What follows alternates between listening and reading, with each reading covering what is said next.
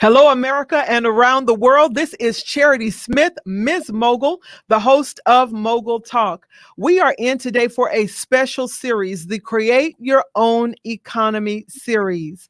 And listen, I have a guest who's waiting backstage today. I've hosted her on another platform, but I really wanted her to come on today and talk to us about what's happening in the nonprofit sector.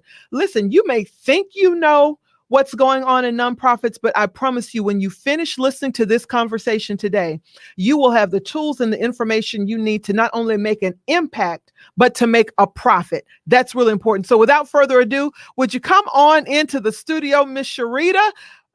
There she is, Sherita Oglesby. Hi. Now listen, let me tell the audience a little bit about who you are, because you're not just a beautiful face and a beautiful smile. You have over 30 years in the industry of nonprofits. And let me read a little bit of your bio. The founder of Philanthropy Alliance Foundation.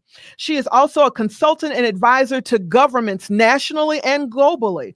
She's walked with celebrities, chambers of commerce, philanthropic organizations literally around the world, sought her expertise now and in the past. And listen, she's helped raise over $30 million, right? And funding for all of these very worthy causes. So if anybody knows about this particular aspect of business, it's definitely you. Welcome to the show today, Sherita. Thank you for having me on. It's always a pleasure. The pleasure is mine. I want to jump Yeah. right in because now is the time, but let me not jump ahead of you. You tell our audience, why is now the best time for them to launch a nonprofit organization or a nonprofit business? And tell us the distinctions in nonprofit, because I think we think that nonprofit is a one size fits all. And indeed, it may not be that. So walk us through, what is it and why is now the best time to start to launch this initiative? Well, let me first start by saying, aren't they promoting across the world for people to start a new business? Aren't they promoting that? People need to pivot. Well, a nonprofit is also a business.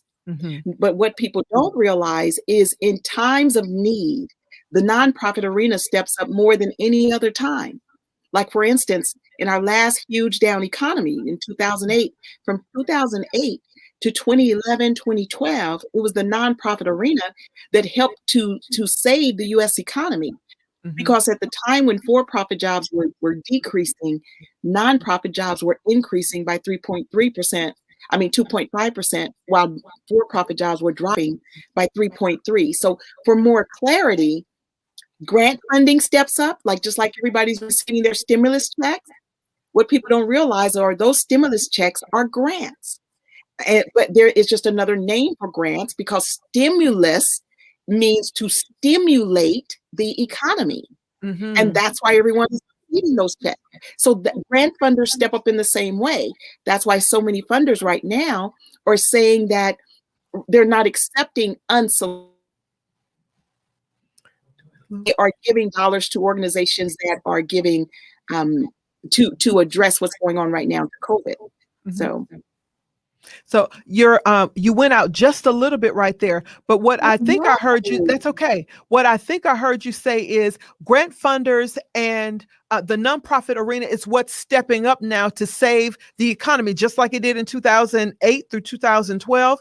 We're seeing some of the same actions now in what the strategies, if you will, that are being used to stimulate the economy.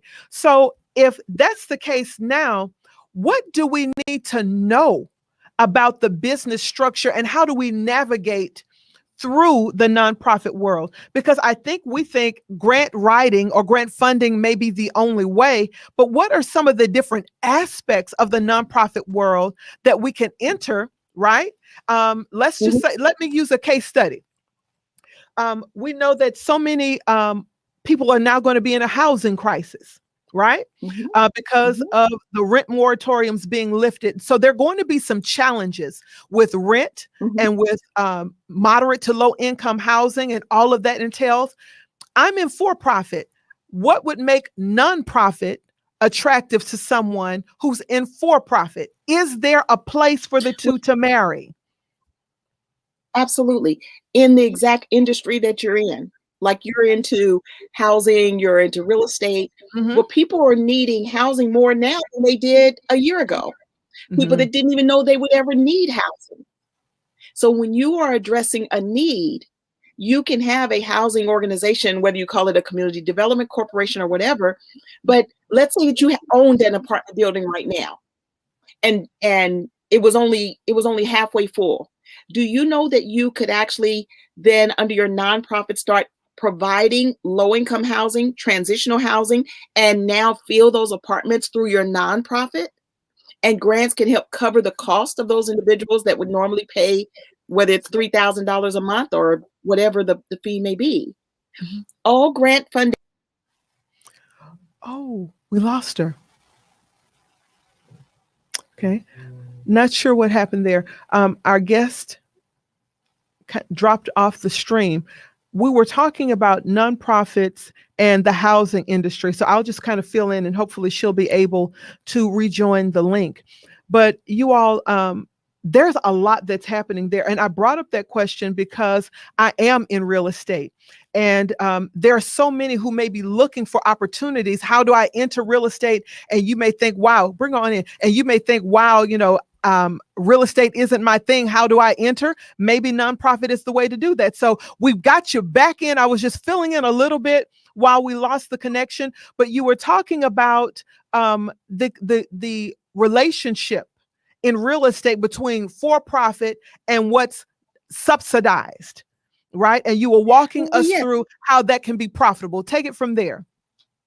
Well, just like when people are on Section 8. They're on Section 8 because those landlords have gone through the actual paperwork to have Section 8 funding cover partial payment of their rent. That's nothing but a grant. So when you have a nonprofit and you want to do low-income housing or transitional housing or discounted housing or whatever, it is the exact same thing. It's just you're not calling it Section 8. You're getting grant funding or contributions to cover those costs. Okay? And so see, whatever field you're in, for instance, couples are going through more, I can't believe this. I've done 3 sessions today and now it's like but it's getting ready to rain. And so, out here in the country, this satellite goes in and out. But the thing is that like couples are going through more right now and spending more time together than they probably have in the 30 years they've been married because of the lockdown. Well, there's more reasons for marriage counselors that could be actually providing that service virtually to that couple. They can get grant funding. That's why I'm saying you can do exactly what you do in your for-profit, but there's a need for you more now, right now, for couples that probably could not have afforded marriage counseling before, or for someone to even prevent domestic violence, child abuse. Substance abuse is on the rise because of COVID-19.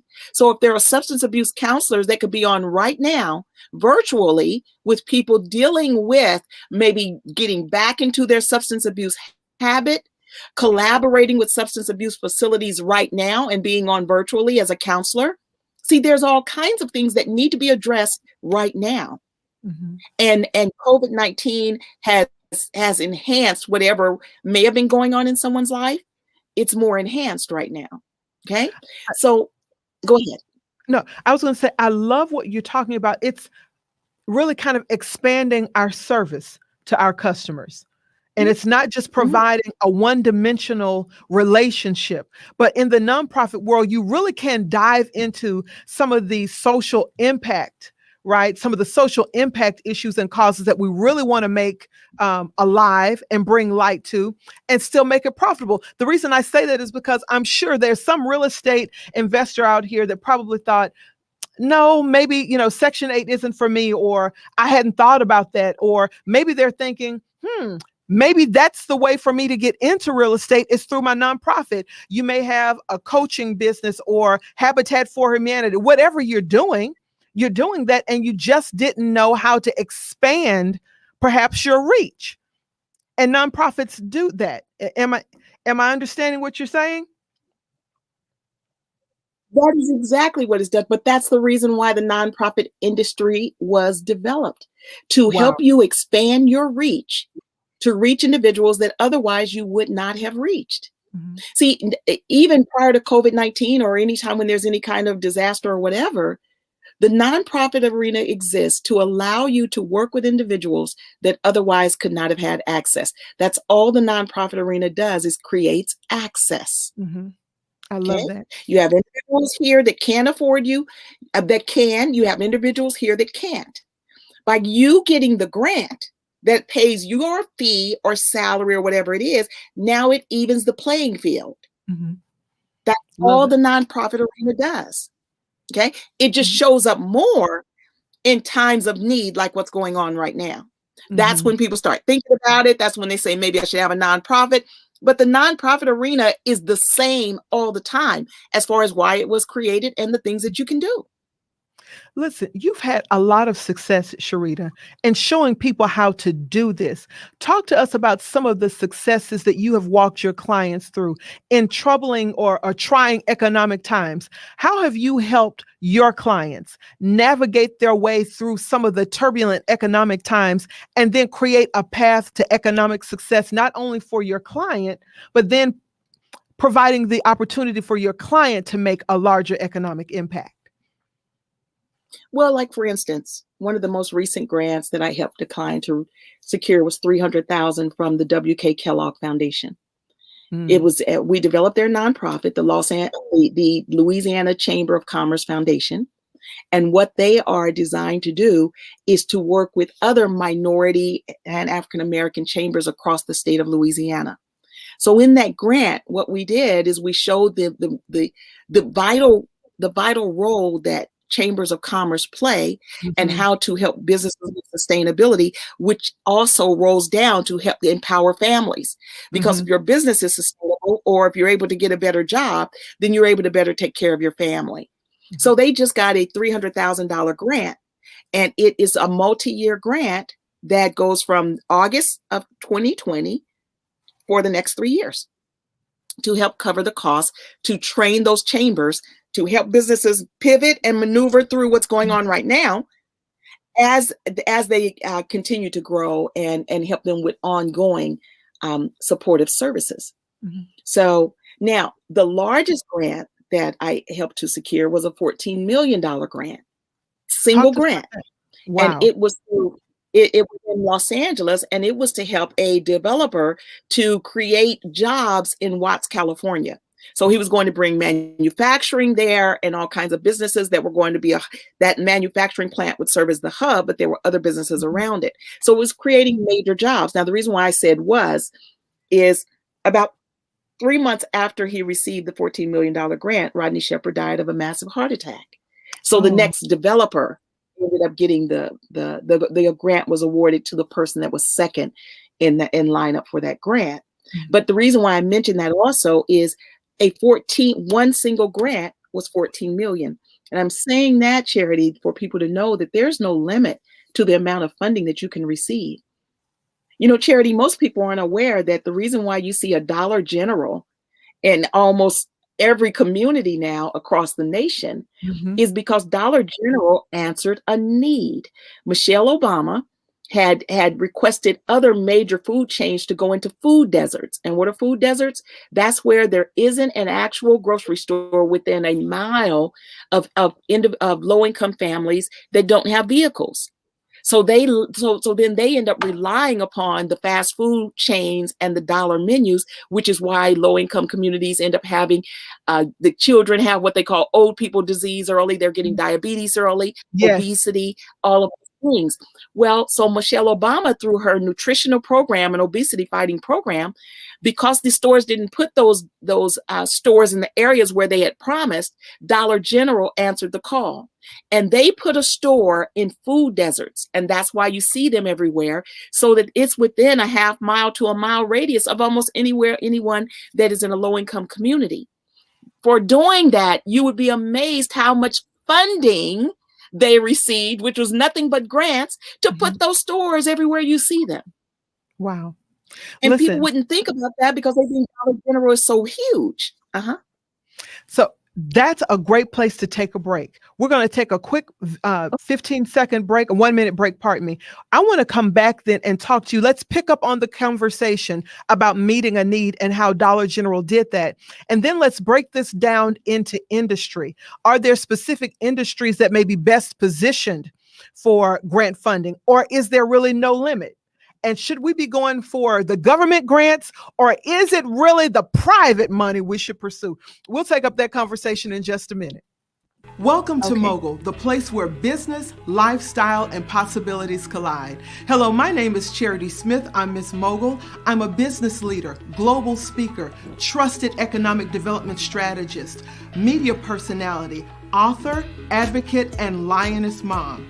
We're taking you next door and around the world, conversing with business leaders about the news of the day, emerging business trends, and introducing your family to possibilities that will help you live life to its fullest. Listen, we're really excited about our special interest stories, where we connect you with authentic faith, spirituality, and abundant thinking. Tune in right here, streaming live on this platform or on a mobile device near you. And listen, don't forget to subscribe to this show and discover the mogul in you. We're excited to connect with you, and we'll see you streaming live right here.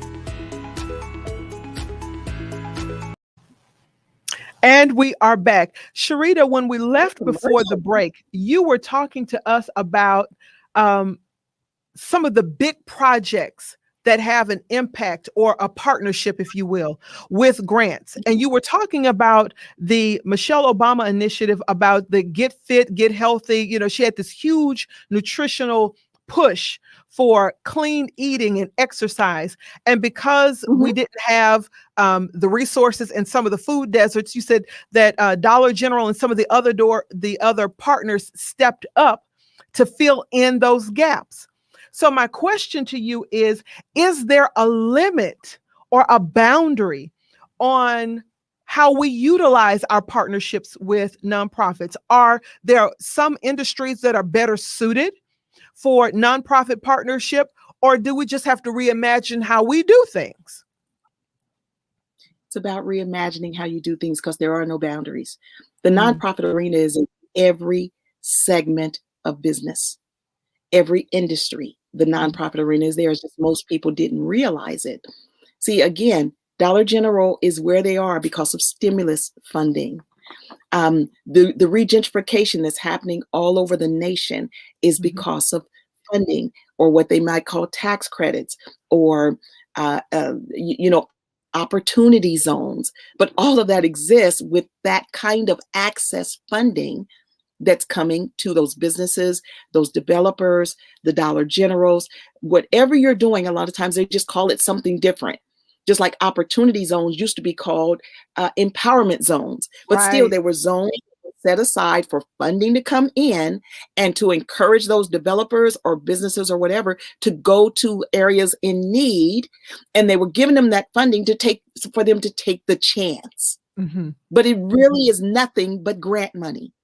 Wow. When you look at if someone, again, earlier I was talking about substance abuse.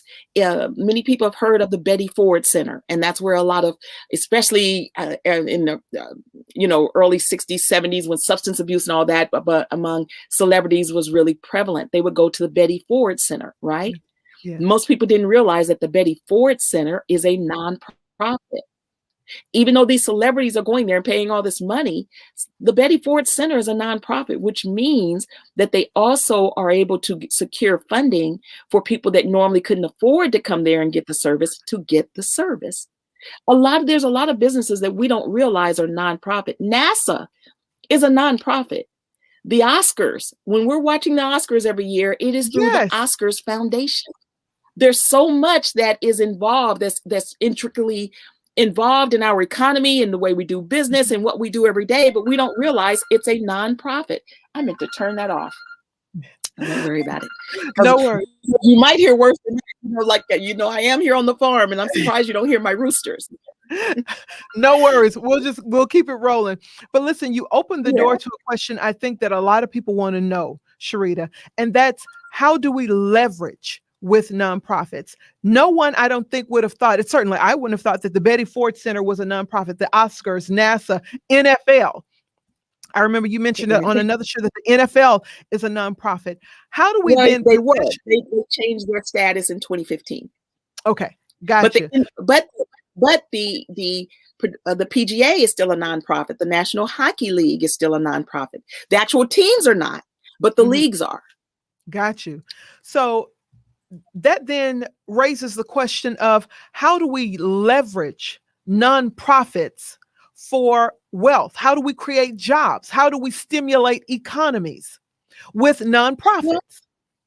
Well, see, the thing is, the nonprofit arena is the third largest business sector employer industry in the United States. Wow. It's already doing it. It's only third behind retail, how many people retail employs, then how many people manufacturing employs, then it's the nonprofit industry. And if you don't believe me, just go to Google and type in nonprofit, third largest business sector. So it's already doing it, Charity. It's just most people that aren't in it already don't realize the impact that the nonprofit industry has. It helps our economy for us to be the superpower that the U.S. is. Wow. I don't think we've ever looked at nonprofits that way. Now, in my traditional conversations, nonprofits where we'll put together this organization and we'll do a food bank, but it wasn't necessarily, and that's important. Don't get me wrong, that's important. But the idea of looking at it from a corporation standpoint that actually employs people and it impacts local economies, et cetera. I don't know that we've actually had the opportunity to think about nonprofits that way.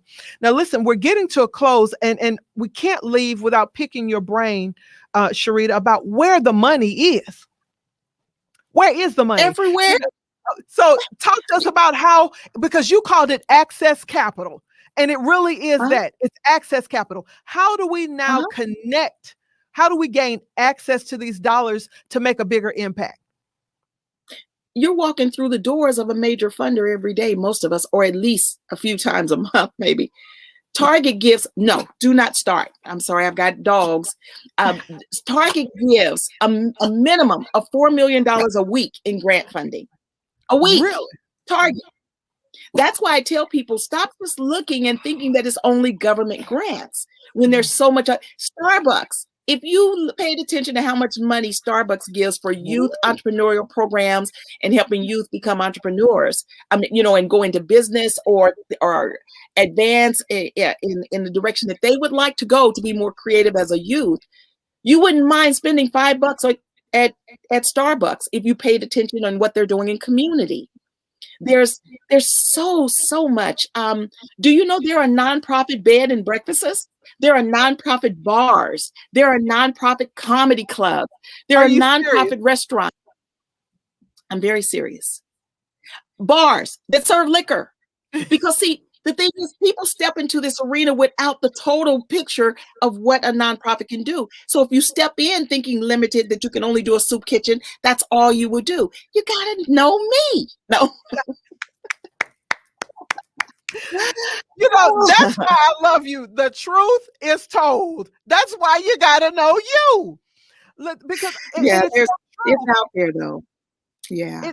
But it's so true though, Sherita. We only can manifest what we know to be a reality. And what I mean by that is if all you think is possible for your nonprofit is to give away something or to, and not, again, that's important, but not understanding that there's leverage and opportunity built into the organization for the organization. It's not just about having an impact on the community, but we can have an impact on jobs, on the economy, on legacy. You can inherit nonprofits, right? Yes. So it really is a wealth mechanism. Matter of fact, as far as inherit, a few years ago with Joe Paterno and Sandusky, and remember Sandusky, the coach at Penn State, was found guilty for molesting young boys. Well, he had a foundation. He had a nonprofit that was focused on supposedly empowering young inner city boys. So another nonprofit inherited all of his assets. When you dissolve a nonprofit, all of the assets must go to another nonprofit. But see, you can have a for-profit and a nonprofit. So charity, like with you doing what you do right now, and on this podcast, this actually should be under your nonprofit because you are informing, educating, empowering. That's why PBS gets the grant monies that they do, because they're all about educating and empowering.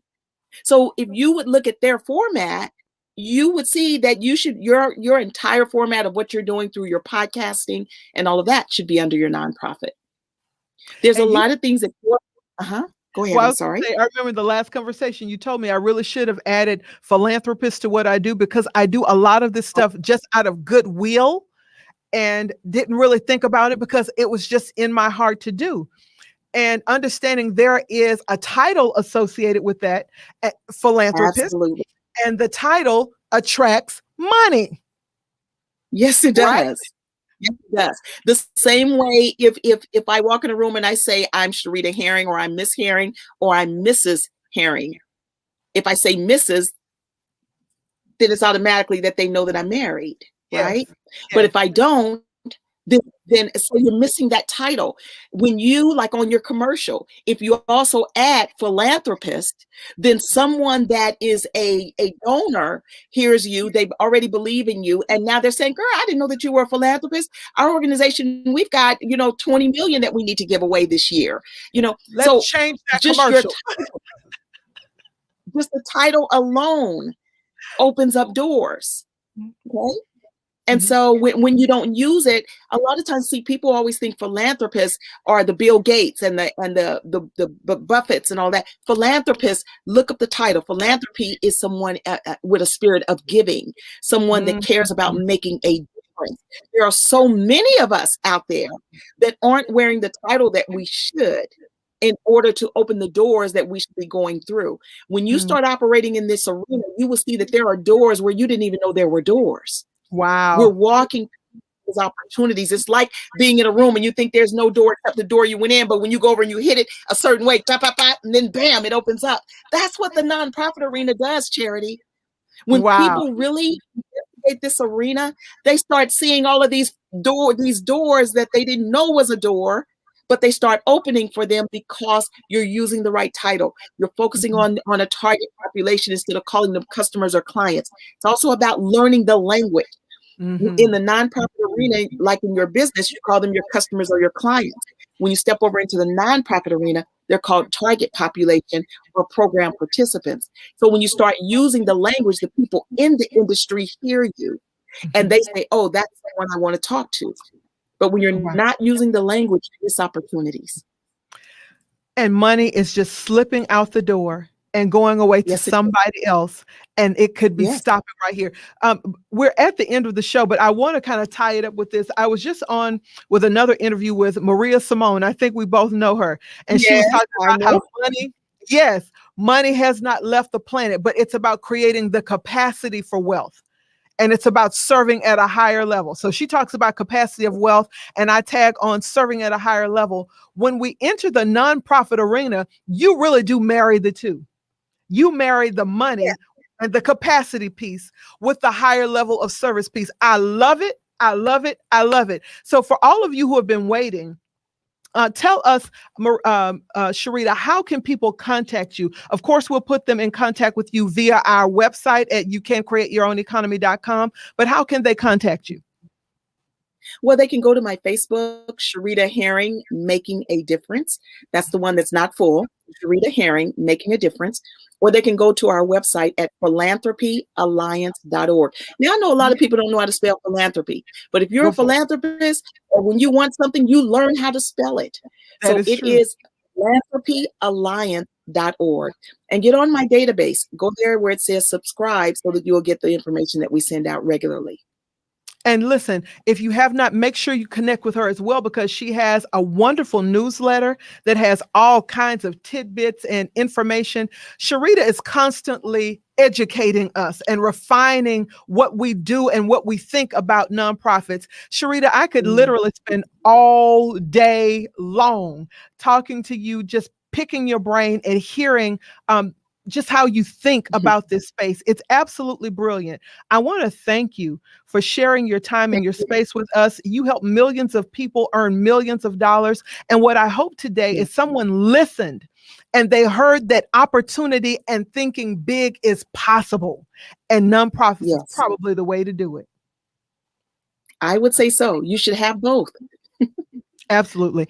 Thank you again for joining us. Thank you all for joining us today. Our guest has been Sherita Oglesby. You can make sure you connect with her on our website. Make sure you go to her website, get on her mailing list, get that newsletter, connect. I can almost guarantee your next big idea is somewhere in the nonprofit world. Thank you all. We'll see you in the next segment. Bye-bye for now.